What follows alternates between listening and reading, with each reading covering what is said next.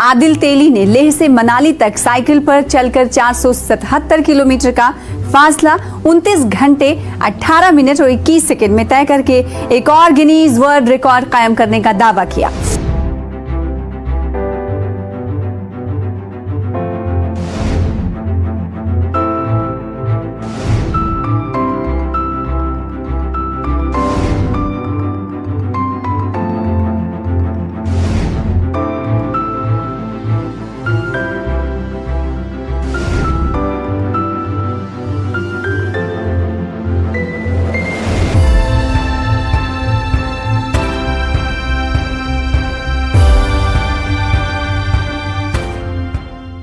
Hi friends, welcome back to Prakhar talk sports. I hope आप लोगों ने अभी तक मेरा प्रीवियस वीडियो चेक कर लिया होगा। It was interview with Sneha Waykar, who is a Mumbai based chess boxer.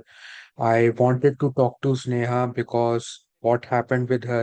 So she was supposed to travel to Serbia to participate in World Chess Boxing Championship, but un for some strange reasons, she could not get her visa in time, and thus she could not travel to Serbia and failed to participate in World Chess Boxing Championship. She was really heartbroken, and she tried to reach out to many people, but she was denied. She could not travel, not denied, but she could not travel to Serbia and thus failed to participate in World Chess Boxing Championship. So I reached out to Sneha, and she told me what happened to her, and what happened to some 10 other chess boxers. So आप लोग please जाके वो video check करिए। आप लोगों को पता चलेगा कि स्नेहा के साथ और चेस बॉक्सर्स के साथ क्या हुआ, और वो वर्ल्ड चेस बॉक्सिंग चैंपियनशिप जो सर्बिया में हुई थी उसमें क्यों नहीं पार्टिसिपेट कर पाए। So it is a very interesting video. और आज हम चेस बॉक्सिंग के से आगे बढ़ के आज हम साइकिलिंग के बारे में बात करेंगे, क्योंकि आज एक मैं बड़ी इंटरेस्टिंग पर्सनालिटी से बात करने वाला हूँ। इनका नाम आदिल तेली है। ये जम्मू एंड कश्मीर से आते हैं और बहुत ही इंटरेस्टिंग पर्सनालिटी है। इनको साइकिलिंग करना बहुत पसंद है। साइकिलिंग करना इनको इतना पसंद है कि इन्होंने एक नहीं दो गिनीज वर्ल्ड रिकॉर्ड अचीव किए हैं साइकिलिंग में। हम उनके गिनीज वर्ल्ड रिकॉर्ड्स के बारे में जानेंगे आदिल की लाइफ के बारे में, अल्ट्रा साइकिलिंग क्या होती है उस बारे में। आदिल अभी ऑस्ट्रेलिया कंपटीशन में पार्टिसिपेट करने वाले हैं, उस बारे में भी जानेंगे। और एक रीजन और है जिस वजह से मैं आदिल से बात करना चाहता हूँ, क्योंकि जब वो आदिल इंडिया से ऑस्ट्रेलिया जा रहे थे और जब ऑस्ट्रेलिया पहुंचे तब उनको पता चला कि उनकी जो साइकिल है वो डैमेज हो गई थी। उनके दोनों साइकिल के दोनों टायर्स डैमेज हो गए थे। तो उससे आदिल को नुकसान हुआ। आदिल ने इंस्टाग्राम पे के थ्रू ये इशू को रेस किया, बट उनको एक दो दिन उनको कोई हेल्प नहीं मिली। बट अब उनकी प्रॉब्लम सॉल्व हो चुकी है। अब उनको एक नई साइकिल मिल चुकी है और अब वो उन्होंने अपनी प्रैक्टिस शुरू कर दी है। ऑस्ट्रेलिया में जो टूर्नामेंट होने वाला है उसके लिए वो अब खुद को तैयार कर रहे हैं। बट जो ये साइकिल के जो डैमेज हुआ उस वो क्यों हुआ, कैसे हुआ, क्या उससे आदिल को क्या परेशानी हुई, उन सब चीजों के बारे में भी आपको इस इंटरव्यू में पता चलेगा। सो आइए बात करते हैं आदिल से और पता करते हैं आदिल की लाइफ के बारे में और अल्ट्रा साइकिलिंग क्या होती है।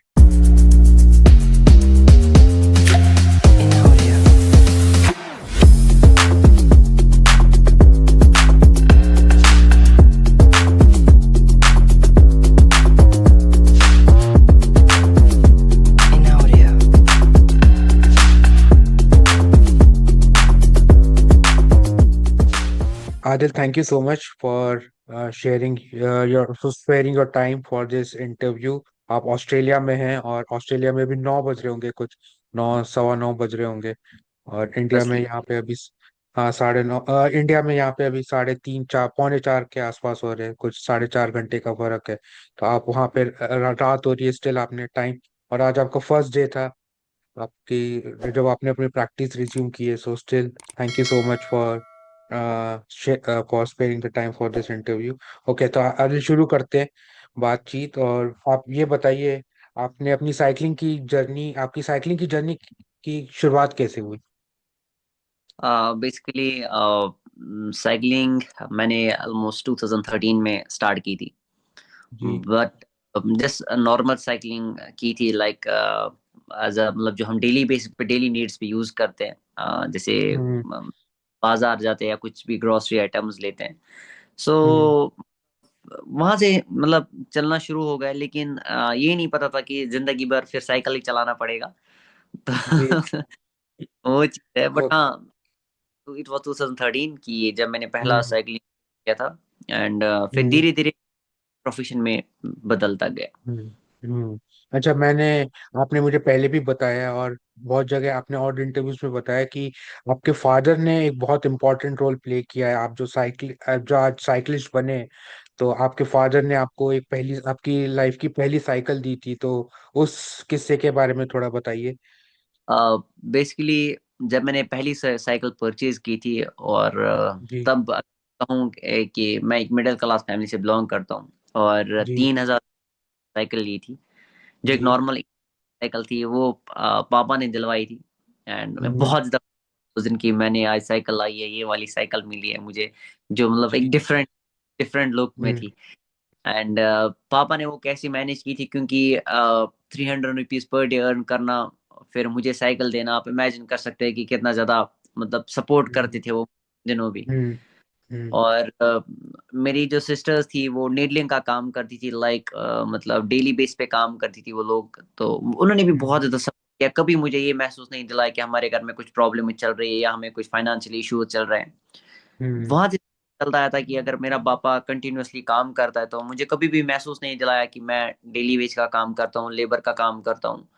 सो हाँ, हम्म अगर मैं मतलब अगर मैं अपना रोल मॉडल मानूं तो मेरे पेरेंट्स ही है, जिनको मैं तो हमेशा देख के आया हूं कि मुझे कुछ जिंदगी में बड़ा अचीव करना है। अच्छा, तो आपको तो एक साइकिल मिली थी अपने पिताजी की तरफ से एक तोहफे के रूप में, पर आपको कब पता चला कि आप में इतनी ताकत है, आपकी बॉडी में वो कैपेसिटी है, कैपेबिलिटी है कि आप एक अल्ट्रा साइकिलिस्ट बन सके, कि आप इतनी लंबी लंबी दूर तक साइकिल चला सके? वो कब मोमेंट था जब आपको रियलाइज हुआ कि आप में कैपेबिलिटी है एक अल्ट्रा साइकिलिस्ट बनने की? बेसिकली 2019 में 2019 तक तो मैं कंटिन्यूस नेशनल्स में पार्टिसिपेट करता रहा था, जेएनके को रिप्रेजेंट किया, लेकिन 2019 में मुझे फिर दिमाग में आया कि मुझे अल्ट्रा एंड्योरेंस में करना है। तो एक नॉर्मल सी राइड की थी फ्रॉम श्रीनगर टू लेह, तो वो हम्म सबसे ज्यादा स्टेप था जब मैंने किया था। हम्म लेकिन उसके बाद हमने जब प्लान्स करना शुरू कर दिया, एक प्रॉपर टीम मिला, एक प्रॉपर मेंटोरिंग मिली, वहां से हमने शुरू किया कि हमें एक अल्ट्रा एंड्योरेंस में जाना और हमें इसको कैसे मतलब यूटिलाइज करना इन चीजों को। सो काफी प्लानिंग करने के बाद, मेंटरशिप लेने के बाद, उसके बाद ही हमें ये दिमाग में आया कि हम लोग अल्ट्रा एंड्योरेंस में जाएंगे। एंड वहां पे मुझे अपनी कैपेबिलिटी का पता चला कि मैं एंड्योरेंस में ज्यादा बेटर हूँ, और उसके बाद हमने ये चीज सोचा कि हमें गिनेस वर्ल्ड रिकॉर्ड्स के लिए अटेम्प्ट्स करने हैं। तो आपके कोच और मेंटर कौन थे जिन्होंने आपको इंस्पायर किया अल्ट्रा साइकिलिंग के लिए? बेसिकली जो मेरे मेंटर है वो 2019 में मतलब मुझे मिले थे, and his name is Akshay. Hmm and उसके बाद बहुत सारे मेंटर्स मिले, एंड उन्होंने मतलब मुझे गाइड किया थ्रू आउट लाइफ कि क्या करना है क्या नहीं करना है। एंड इन 2019 जब मैं गुरु नानक देव यूनिवर्सिटी में मैंने एडमिशन स्टार्टिंग फ्रेश लिया था, एंड वहाँ पे मुझे कोच मिले राजेश कौशिक जी।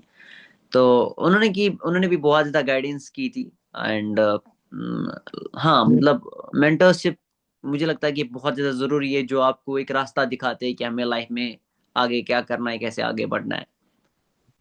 अच्छा, तो आपने अल्ट्रा साइकिलिंग शुरू की, पर फिर आपने इतनी साइकिलिंग चलाई, इतनी साइकिल चलाई कि आपने एक नहीं दो दो गिनीज वर्ल्ड रिकॉर्ड प्राप्त कर लिए। तो थोड़े उन गिनीज वर्ल्ड रिकॉर्ड के बारे में बताइए कि कौन कौन से, पहला गिनीज वर्ल्ड रिकॉर्ड कौन सा था और दूसरा गिनीज वर्ल्ड रिकॉर्ड कौन सा था? थोड़े अपने उस जर्नी के बारे में बताइए।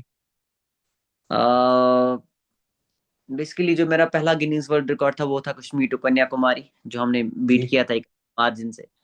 उसके बाद हमने दूसरा Guinness world record Leh to Manali का ब्रेक किया था 2022 में, और अभी जी इंशाल्लाह की तैयारी चल रही है आने वाले इन सालों में। ओके। अच्छा, तो थोड़ा बताइए, थोड़ा एक्सप्लेन, थोड़ा और डिटेल में बता सकते हैं वो फर्स्ट वर्ल्ड रिकॉर्ड क्या कितने टाइम में अ, आपने अचीव किया, और दूसरा वर्ल्ड रिकॉर्ड कितने टाइम में अचीव किया था? और थोड़ा अ, उस जर्नी के बारे में बताइए। वो जो मेरा पहला गिनीज वर्ल्ड रिकॉर्ड था वो था कश्मीर टू कन्याकुमारी, एंड हम्म जो 3600 किलोमीटर है। हम्म। उसको हमने 8 दिन 1 घंटा 39 मिनट में कंप्लीट किया था। उस रिकॉर्ड को हमने अराउंड 6 घंटे के मार्जिन से बीट किया था। One of the difficult journeys रही थी मेरी, क्योंकि कश्मीर टू कन्याकुमारी बोलना आसान है, जब हम राइड करते तब पता चलता है कि ये डिस्टेंस कितनी दूर है। एंड अगर मैं बात करूं, जब हमने स्टार्ट किया था और जब हमारा पोस्टर रिलीज हुआ था कश्मीर टू कन्याकुमारी हमारी गिनेस वर्ल्ड रिकॉर्ड को बीट करना है, एंड बहुत लोग हैरान हो गए थे कि ये चीज़ इम्पॉसिबल है। लेकिन मुझे दिमाग में मेरा बहुत ज़्यादा माइंड जो है पॉजिटिव माइंड सेट है मेरा। मुझे हमेशा एक आदत है, मुझे चैलेंजेस लेना बहुत ज़्यादा पसंद है, और मुझे मतलब इम्पॉसिबल को पॉसिबल में चेंज करने की पूरी कोशिश करता हूँ मैं। एंड जब हमारा ये पोस्टर रिलीज हुआ था, लेकिन हमने बस प्लानिंग की थी कि हम लोग गिनेस वर्ल्ड रिकॉर्ड को अटेम्प्ट करेंगे, ब्रेक करेंगे।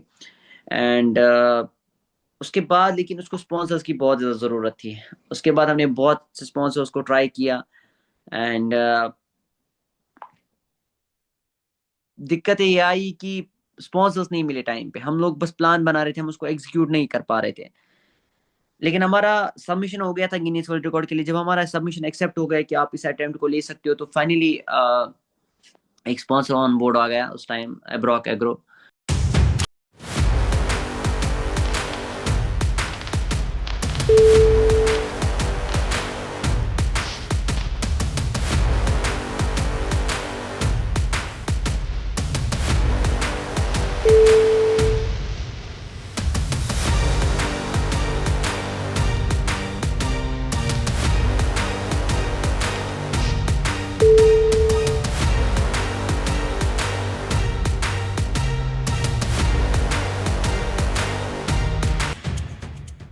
उन्होंने बहुत ज्यादा हेल्प की। उन्होंने पूरा जो इसमें जो इवेंट में उन्होंने पूरा देख लिया। मुझे एक ही चीज बोली कि जाके आप अपने इवेंट की तैयारी करो, एंड अब बस अपने नाम पे फोकस, अपने इस इवेंट पे फोकस करो।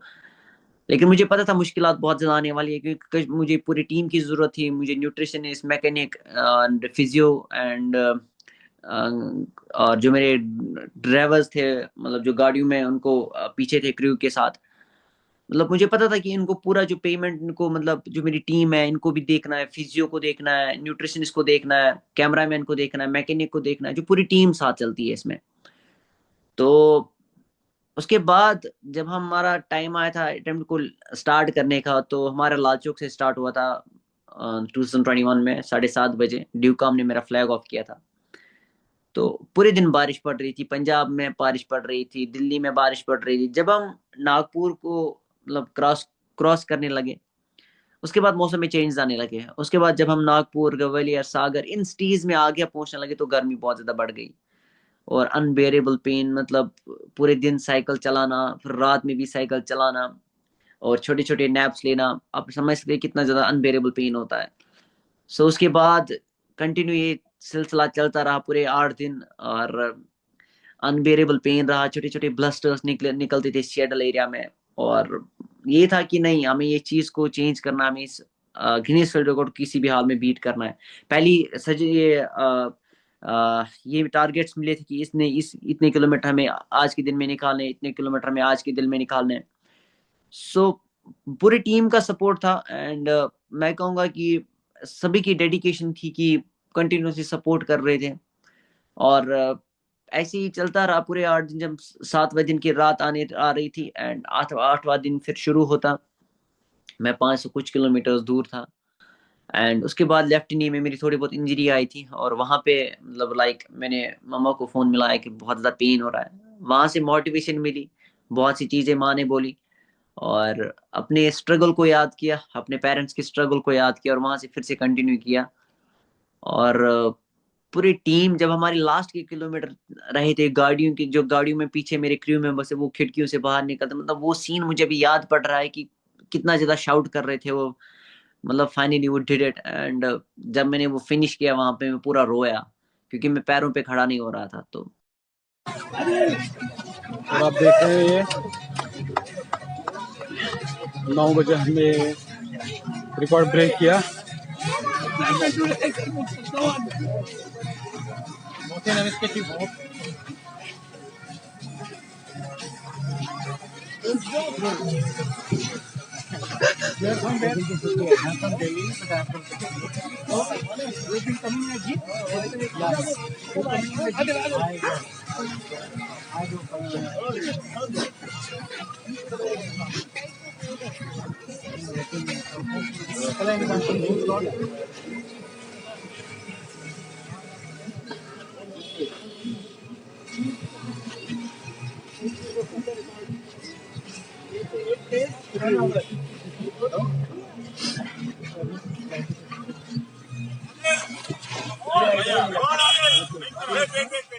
वो चीजें मेरे लिए पूरी जिंदगी भर के लिए मेमोरेबल जर्नी है।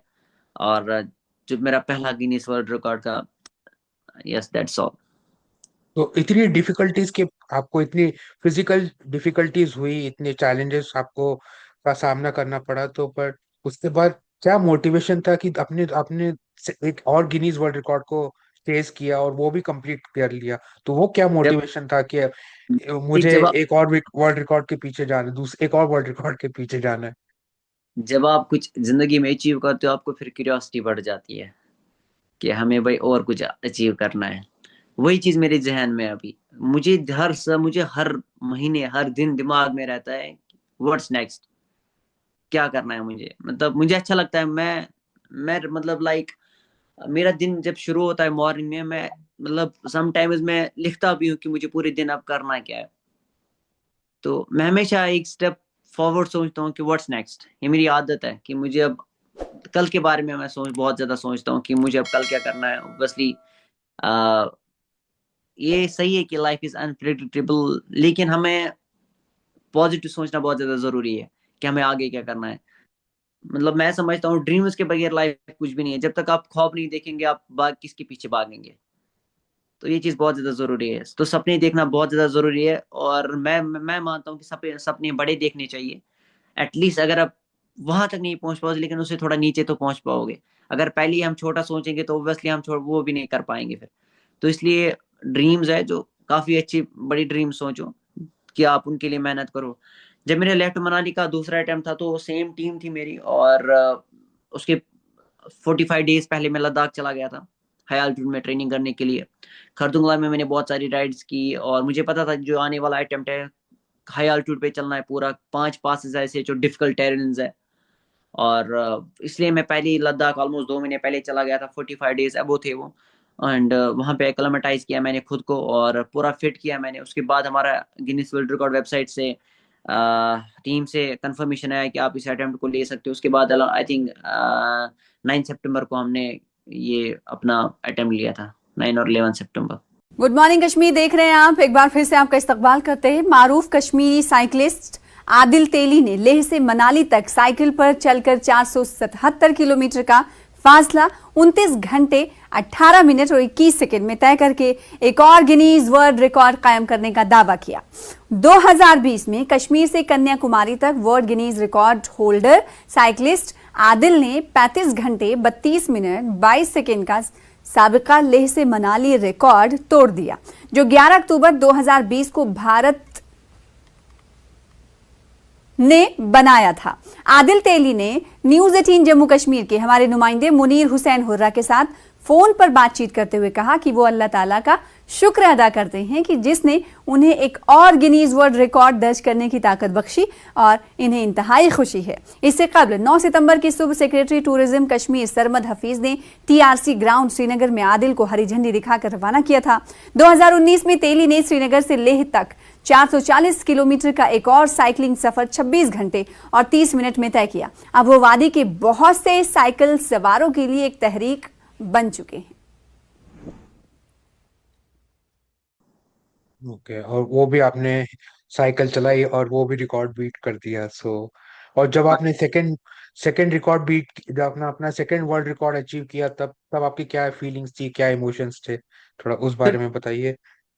जब मैंने दूसरा गिनीज वर्ल्ड रिकॉर्ड भी बीट किया था, फिर तो मुझे लाइक मतलब वो लग गया कि नहीं, अब तो मुझे और सारे रिकॉर्ड्स ब्रेक करने होंगे। सो एक दिमाग में आ रहा है कि नहीं, अब मेरे नाम पे 2 गिनीज वर्ल्ड रिकॉर्ड्स है। एंड हर बच्चे को पता है कि आदिल है, आदिल के नाम 2 गिनीज वर्ल्ड रिकॉर्ड। इवन बच्चे पढ़ रहे हैं, क्योंकि 6th क्लास बुक में मेरा भी चैप्टर है कश्मीरी बुक में। तो बड़ा अच्छा लग रहा है कि बच्चे जानने लगे हैं कि मेरे जर्नी को, मेरे जो बैकग्राउंड को वो जानने लगे हैं। सो जैसे मैं कहता हूँ कि हमारे में लिमिट्स नहीं होते, तो हम लिमिट्स खुद सेट करते हैं अपनी जिंदगी में। तो हमें लिमिटलेस रहना चाहिए कि इंसान बहुत आगे जा सकता है, बहुत कुछ सोच सकता है। तो बस वही अभी मेरी सोच चल रही है। वाह। तो आप तो और आपने इसी थॉट प्रोसेस के थ्रू दो गिनीज वर्ल्ड रिकॉर्ड को अचीव कर लिया है, और आप जैसे बता रहे हैं कि आपको और गिनीज वर्ल्ड रिकॉर्ड अचीव करने का और वर्ल्ड रिकॉर्ड्स अचीव बीट करने का आपका मन है, आपके में बॉडी में जोश है। आई वी होप कि आप और वर्ल्ड रिकॉर्ड्स को बीट करें और लंबी लंबी साइकिल चलाएं। अच्छा, आप कश्मीर से आते हैं, तो और आप तो आपके बचपन में आपने किस तरह के चैलेंजेस को फेस किया है जब आप साइकिलिंग करना चाहते थे, पर किस तरह के चैलेंजेस ने आपने फेस किया है ग्रोइंग अप? ओब्वियसली हम कश्मीर में रहते हैं, और हम्म। लाइक एक ऐसा, मतलब अगर मैं बात करूं, मतलब हम्म। डिफरेंट चीजें रहती है। लाइक हम्म। जब भी हम कश्मीर की बात करते हैं, बहुत सारे लोगों को डर भी लगता है कि यार ये तो जी। कश्मीर से, वहां पे कैसे हम्म। हालात होंगे।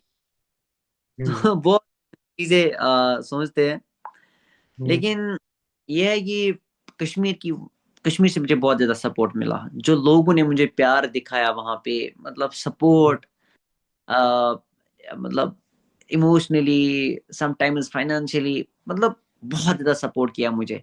एंड मुझे हमेशा क्यूरियोसिटी रहती है कि मुझे कश्मीर का नाम आगे लेके जाना है एक इंटरनेशनल प्लेटफॉर्म पे।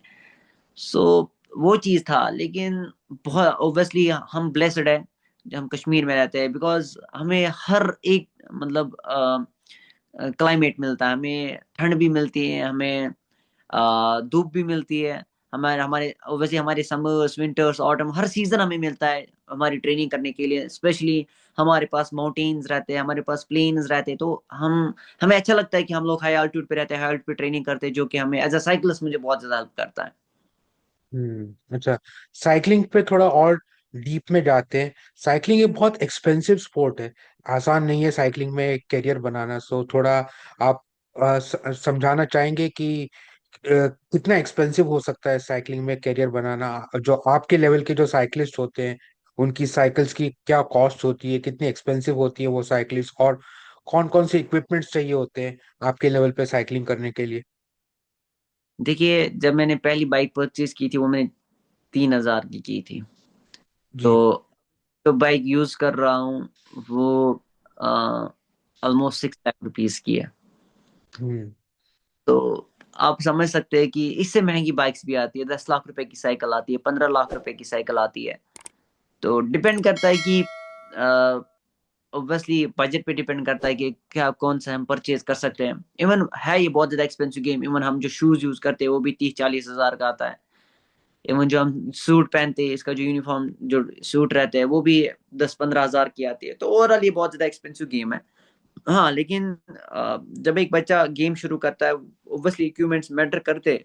लेकिन स्टार्टिंग में बच्चे को इक्विपमेंट्स की उतनी नीड नहीं होती जब तक उसका बेस लेवल स्टार्ट हो जाता है। एंड अ, उसकी जो जब मैं कहूँगा कि उसकी जब जब वो एज होती है, जब बच्चा मतलब खेलना शुरू करता है, तब उसको उतना इक्विपमेंट्स की मतलब नीड नहीं रहती है, क्योंकि उसके अपने लेवल के कंपटीशन के सारे बच्चों के पास उतने हाई एंड इक्विपमेंट्स नहीं होते हैं। हाँ, मैंने जब उसका एज अपने आगे चलता खेलता जा रहा है, तो ऑब्वियसली उनके इक्विपमेंट्स की नीड पड़ जाती है। हम्म।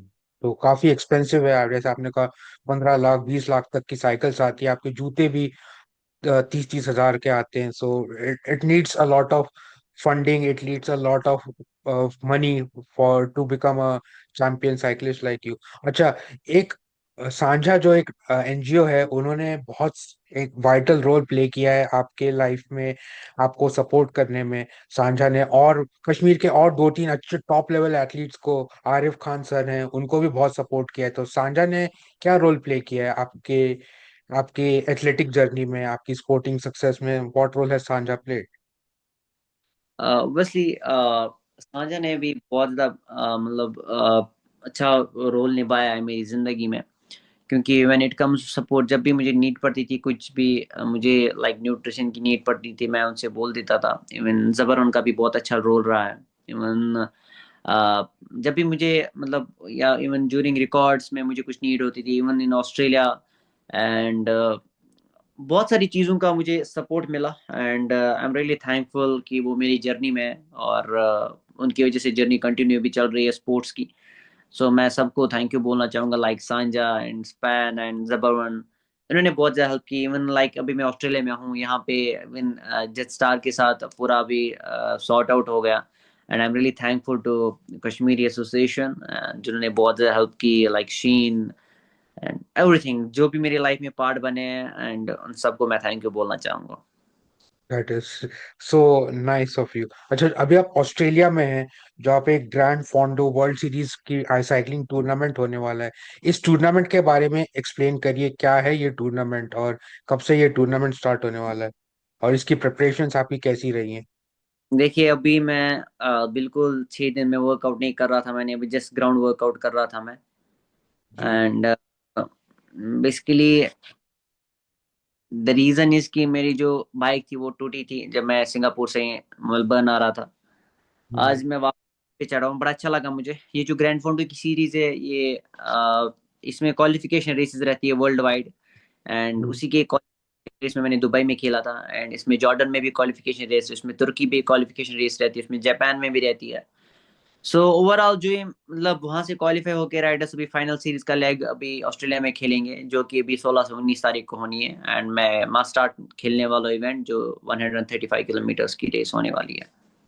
तो आप शायद से आपने दुबई की जो क्वालिफाइंग रेस थी उसके थ्रू आप क्वालिफाई हो पाए। हाँ जी। ओके। तो पर आपको, जैसे आप अभी बता रहे थे, जब आप ऑस्ट्रेलिया में पहुंचे पर आपको कुछ परेशानियां फेस करनी पड़ी, आपकी साइकिल आपको डैमेज मिली, उस बारे में वो क्या इंसिडेंट था, थोड़ा उस बारे में बताइए। देखिए जब भी हम पे करते हैं, मतलब जब भी हम ट्रैवल करते हैं इंटरनेशनल या नेशनली ट्रैवल करते हैं डोमेस्टिक में, हम लोग हमेशा स्पोर्ट्स इक्विपमेंट का एक्स्ट्रा हैंडलिंग चार्जेस पे करते हैं। तो जी। इट मीन अगर आप चार्जेस लेते हो तो ये आपकी जिम्मेदारी बनती है कि आप स्पोर्ट्स इक्विपमेंट को सेफली वहां तक पहुंचाए। तो same case happens with me. जब मैं श्रीनगर से निकला एंड जब मैं दिल्ली पहुंचा, एंड मेरा ऑटो ट्रांसफर लगेज था, क्योंकि मेरी इंडिगो की फ्लाइट थी टिल सिंगापुर। इवन मैंने हैंडलिंग चार्ज भी एक्स्ट्रा पे किए थे, वो फ्लाइट टिकट के बगैर होते हैं वो ओ, चार्जेस। जब मैं सिंगापुर में, हमारी फ्लाइट कैंसिल हो जाती है, वहां से मेरी जेट स्टार एयरवेज की फ्लाइट थी, एंड वहां पे भी ऑटो ट्रांसफर में जो मेरा जो चेक इन बैगेज था। जब मैं सुबह मेलबर्न पहुंचा एंड जब मैंने अपना साइकिलिंग, मुझे लगा बाहर कुछ इश्यूज हुए बैग के साथ, जब मैंने वो खोला मेलबर्न एयरपोर्ट के अंदर ही, तो वहां पे मैंने देखा तो मैंने दोनों व्हील्स पूरे ब्रेक थे, मेरा फ्रेम थोड़ा बहुत क्रैक ओ, था। तो वहां पे मेरी पूरी उम्मीद ही टूट गई कि मैं अब किस पे ट्रेनिंग करूंगा, मैं अब रेस किस पे खेलूंगा। सो मैंने इंडिको के साथ कांटेक्ट करने की कोशिश की, लेकिन इंडिको ने बिल्कुल भी ध्यान नहीं दिया। इंडिको ने बोला कि ये लास्ट लेग आपका जेट स्टार का था, शायद उनकी वजह से होगा, आप जेट स्टार के साथ कांटेक्ट करो। इनफैक्ट दो फ्लाइट्स तो मेरी उन्हीं की थी इंडिगो की, श्रीनगर से दिल्ली थी, दिल्ली से फिर सिंगापुर। लेकिन जब भी आप एक्स्ट्रा चार्ज लेते हो, अगर इंडिगो ही होती है, तो आप ये प्लीज मेक श्योर करें कि आप जो स्पोर्ट्स इक्विपमेंट है आप ये सेफली अपनी डेस्टिनेशन तक पहुंचाए। तो क्योंकि इसको अगर आप एक्स्ट्रा चार्ज लेते हो तो ऑब्वियसली एक्स्ट्रा चार्ज इसलिए लेते हो तो ताकि आप इसको हैंडल कर सको अच्छे से, ऊपर से फ्रेजाइल होते हैं। तो ऑब्वियसली ये चीजें एयरलाइंस को ध्यान रखनी चाहिए आगे से, कि अगर कोई भी स्पोर्ट्स इक्विपमेंट हो, नॉट इवन साइकिल ही, आपको ऑब्वियसली एक्स्ट्रा केयर, क्योंकि ये सिर्फ एक इक्विपमेंट नहीं होता, ये प्लेयर्स की इमोशंस होती है, तो प्लेयर्स की ड्रीम्स होती है जो उसी में सारी होती है। ऑब्वियसली हम लोग इसी पे ट्रेनिंग करते हैं, इसी पे रेसेस खेलते हैं, इसी पे रिप्रेजेंट करते हैं। तो बहुत ज्यादा मूड खराब हो गया था मेरा उस दिन जब मैं एयरपोर्ट पे था। एक साइड से मुझे खुशी थी कि मैं ऑस्ट्रेलिया पहुंच गया हूँ, जो ही मैंने इक्विपमेंट देखा तो फिर सारी खुशी मूड उसी मूड में बदल गई। लेकिन आई एम रियली थैंकफुल कि जेट स्टार एयरवेज, उनकी जो कम्युनिकेशन थी बहुत ज्यादा अच्छी थी, और उन्होंने मुझे जल्दी से फिर कांटेक्ट किया 3 4 दिन बाद, और दे आर एग्रीड कि हम लोग आपको बाइसाइकिल प्रोवाइड कराएंगे सेम। तो अब आपको एक नई बाइसाइकिल मिल चुकी है, जहां तक मुझे समझ आता है। जी जी बिल्कुल, उन्होंने सेम बाइक, जितने मेरी कॉस्ट की बाइक थी वही बाइक उन्होंने सेम प्रोवाइड की, उन्होंने क्या अप्रूव कर दिया। तो आप विदाउट साइकिल कितने दिन रहे, कुछ 4 5 दिन आप साइकिल नहीं चला पाए? साइकिल रहा 5 दिन, मैंने बिल्कुल भी ट्रेनिंग नहीं की साइकिलिंग की। ओके। आज मैं आज आपने 5 दिन बाद पहली बार साइकिल चलाई है। हाँ जी। Okay, okay. अच्छा, so have you started practicing, और अब आपकी प्रैक्टिस कैसे यस, चल रही है? आज मेरा पहला दिन था। अभी मैं ग्रेट ओशन रोड्स पे आज ट्रेनिंग करके आया हूँ। अराउंड 2.5 घंटे की एंड्योरेंस में आज करके आया हूँ। एंड हाँ, अभी चलेगी, ट्रेनिंग चलेगी टिल 17th। चलिए, अच्छा है। सो जब ऐसे डिफिकल्ट सिचुएशंस आ जाते हैं, जैसे आपकी साइकिल ही खराब मिली, आपको डैमेज में मिली, तो उन डिफिकल्ट फेजेस में आप खुद को मोटिवेट कैसे करते हैं? देखिए, वैसे जब हमें मतलब जब हमने कहा एथलीट्स को बहुत ज़्यादा पॉजिटिव रहना पड़ता है। लाइक जब मैंने अपने इक्विपमेंट्स देखे वहाँ पे, ओब्वियसली वहाँ पे थोड़ा बहुत मतलब निराशा हो गया कि मैं अब रेस नहीं खेल पाऊंगा, अब मुझे ऐसे ही बैठना पड़ेगा ऑस्ट्रेलिया में क्योंकि इक्विपमेंट्स नहीं थे मेरे पास। सो ये चीज़ था कि हम लोग थोड़ा बहुत कामनेस रखते हैं अपने दिमाग में कि नहीं, होप, अगर कुछ ना जो भी होता है अच्छे के लिए होता है, मे बी शायद यही लिखा होगा हमारी डेस्टिनी में। क्योंकि अ, ये है इंसान को कि अगर हम ज्यादा वरीड रहेंगे तो फिर इसमें स्ट्रेस लेवल बढ़ जाता है बॉडी में। तो वो चीज, उस चीजों से में और भी हम पीछे चले जाते हैं। तो मैंने अपने माइंड को काम रखा। ऑब्वियसली मूड खराब था कि शायद मैं अब नहीं खेल पाऊंगा, लेकिन बहुत सारे सपोर्टर्स, बहुत सारे वेल विशर्स, कम मैसेजेस आते रहे, फोन आते रहे कि कोई बात नहीं, कुछ ना कुछ अरेंजमेंट हो जाएगा। सो उसकी वजह से मुझे वो पॉजिटिव वहां पे वो सपोर्ट मिलता था कि नहीं, कुछ ना कुछ ऑब्वियसली सोल्यूशन निकल निकल के आएगा। ओके। तो अब, और 16 से, अब आपका तो 16 से तो आपका कंपटीशन शुरू ही हो जाएगा। हाँ जी। और अब आपको साइकिल भी मिल गई है, तो आप रोज आप साइकिलिंग करके आप खुद को टूर्नामेंट के अब लिए रेडी रख सकते हैं, इस रेडी साइकिल, करेंगे। क्योंकि नई साइकिल पे एडजस्ट करना अभी, क्योंकि जब भी हम नए इक्विपमेंट को लेते हैं थोड़ा बहुत उस पे एडजस्टमेंट एक्लेमेटाइज करने के लिए थोड़ा बहुत टाइम लगता है एटमॉस्फेयर पे। लेकिन मैं पिछले 6 दिन से ऑस्ट्रेलिया में हूँ, तो ऑब्वियसली बहुत ज़्यादा मतलब अभी मैं थोड़ा बहुत एडजस्ट होने लगा हूँ। लेकिन इक्विपमेंट में ऑब्वियसली थोड़ा बहुत टाइम लगेगा ताकि मैं फुली एडजस्ट हो जाऊँ इस वाले इक्विपमेंट में। चलिए, अभी होप कि आप जल्दी से जल्दी नए साइकिल पे आप खुद को एडजस्ट कर पाएं और कंपटीशन में बहुत अच्छा परफॉर्म करें। आदिल, मैं फाइनली इस इंटरव्यू को कंक्लूड करना चाहूंगा। आपको, अगर आपको एक मैसेज देना है यंग गर्ल्स एंड बॉयज को, जो आपके जैसे साइकिलिंग करना चाहते हैं या किसी भी स्पोर्ट में आगे बढ़ना चाहते हैं, उनके लिए अगर आदिल एक मैसेज देना चाहें, तो क्या मैसेज होगा? देखिए, मैं बस एक ही मैसेज कन्वे करना चाहूँगा सबों को। अ, हमेशा ज़िंदगी में पॉजिटिव रहिए। एंड कभी ज़िंदगी में हार नहीं माननी चाहिए। ऑब्वियसली मतलब हम लोग एक बार गिरते हैं, 2 बार गिरते हैं, लेकिन हमेशा हम लोग नहीं हारेंगे। हम लोग ऑब्वियसली वहाँ से सीख के जाएँगे कुछ ना कुछ। बस उस चीज़ को याद रखिए, जो आपने अभी तक स्ट्रगल की है, उस स्ट्रगल को याद रखिए। सबसे इम्पोर्टेंट चीज़, अपना जो टाइम है, मतलब ये बहुत ज़्यादा कीमती होता है। इसको एक अच्छी जगह पे इन्वेस्ट कीजिए। चाहे आप स्पोर्ट्स में हो, चाहे आप स्टडी में हो, कहीं भी हो, अपना टाइम कभी भी वेस्ट नहीं करना चाहिए। जो ये टाइम है बहुत ज़्यादा प्रीशियस होता है। आप ये 5 2-3 साल बाद सोचेंगे, 2 साल बाद सोचेंगे, शायद मैंने उस टाइम कुछ ये किया होता तो शायद आज रिजल्ट्स कुछ और होते। तो उस टाइम पे सोचने के लिए आप ज़्यादा दूर मत जाइए। आप अभी से मेहनत करना शुरू कर दीजिए। और ऑब्वियसली आपके पेरेंट्स आपका इंतज़ार कर रहे हो, क्योंकि हमारे पेरेंट्स को बहुत ज़्यादा एक्सपेक्टेशंस होती है। हमारा जो बच्चा है आगे जाके हमारा नाम रोशन करेगा, कुछ अचीव अच्छा करेगा अपनी लाइफ में। सो अगर मैं स्पोर्ट्स की बात करूँ, हमेशा पॉजिटिव रहना चाहिए। एक नेवर गिव अप का ऑप्शन कभी भी नहीं अपनाना चाहिए। आप हमेशा ये सोचो कि हमें कभी गिव अप नहीं करना है लाइफ में। एंड ये चीज़ अगर मैं कहूँ कि स्पोर्ट्स हमें बहुत सी चीज़ें सिखाता है। स्पोर्ट्स हमें डिसिप्लिन सिखाता है, स्पोर्ट्स हमें कंसिस्टेंसी सिखाता है। तो वो चीज़ दिमाग में याद रखो कि हमें कंसिस्टेंट रहना है ज़िंदगी में। हमें each and every training session को अटेंड करना है लाइफ में। एंड ऑब्वियसली कोच को एक रेस्पेक्ट देना है, क्योंकि कोच हमारे ऑब्वियसली माँ बाप के बाद हमें कोच ही संभालते हैं। तो कोच को रेस्पेक्ट करनी चाहिए। ऑब्वियसली उनका एक हर चीज बात बोली हुई अपने दिमाग में रखनी चाहिए कि कोच क्या कह रहा है, कोच के प्लान्स क्या होते हैं। तो डेफिनेटली बस इन चीजों पे मतलब मुझे लगता है कि ये चीज बेटर है अगर एक एथलीट को फॉलो करना पड़ेगा। आदिल, बहुत अच्छा मैसेज दिया है आपने, और मैं यही कहूंगा कि आप कश्मीर के, आप इंडिया के एक रोल मॉडल हैं। और we all will be hoping कि आप बहुत ही सक्सेसफुली इस टूर्नामेंट में परफॉर्म करें। और आपको एक बहुत, जब आप इंडिया वापस आए, आपको एक ग्रैंड वेलकम मिले। आपने बहुत ही कम उम्र में आपने बहुत कुछ अचीव कर लिया है अपनी लाइफ में, बट हम यही चाहते हैं कि आप ऐसे ही साइकिल चलाते रहें और खूब सारे रिकॉर्ड्स तोड़ें और खूब इंडिया का नाम रोशन करें। सो thank you so much. I really hope कि आपके बाकी के दिन, आपका बाकी का टाइम ऑस्ट्रेलिया में सेफ रहे और आप फिट रहें और आप अच्छे से परफॉर्म करें। So I we all are we all are praying for you, we all are rooting for you, we all are will be cheering for you जब आपका टूर्नामेंट स्टार्ट होगा, and we wish you all the best. Thank you so thank much. Thank you so much. So ये था मेरा interview, छोटा सा interview Adil तेली के साथ, और आई होप आपको इस इंटरव्यू के थ्रू एक नए एथलीट के बारे में पता चला होगा। आदिल तेली कश्मीर से आते हैं, बहुत ही फैसिनेटिंग एथलीट है।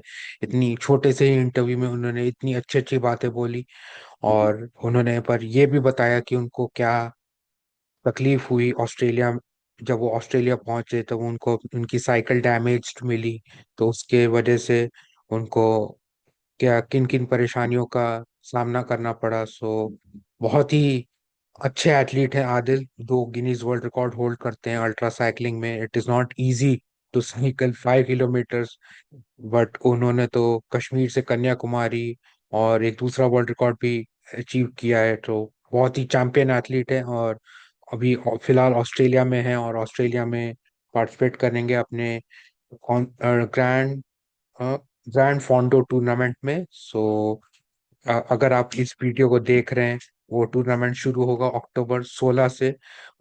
ये अगर आप ये वीडियो अक्टूबर 16 से पहले आप ये देखेंगे वीडियो, सो प्लीज आदिल को फॉलो करिएगा।